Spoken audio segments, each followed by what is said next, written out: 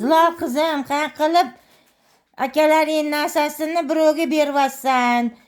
Bu rizqi nasiba, 10 ta bolani rizqi nasibasi. Qanaqa qilib ko'zing qiyvati, qanaqa qilib shularga ishonib, akalaringga ishonmay oilam demayapsan?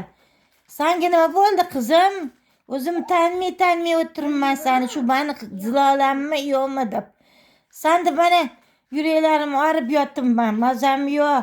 Har kun yig'layman. Onajon deb ko'chadan kirib kelsam bo'lmaydimi bolam? Akajon deb mani kechiring desam bo'lmaydimi? Qayoqqa deyman shu Qurbonov Zindurga, Umar Aliyev, Abdurahimga ishonib o'tiribsan. Uni 4 ta farzandi bor. Nega ularni ketidan ergashib yuribsan? Qanaqa ular noinsof seni aldab yuribdi?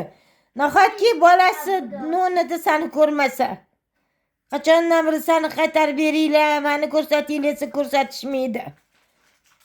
Odamlarga bular yordam berish kerak-ku. O'zini oilasi bilan teng qilish kerak. Shu bolasini qanaqa oilasini yaxshi ko'rsa, biron bolasi ham mana shunaqa kuydish kerak emas onasini.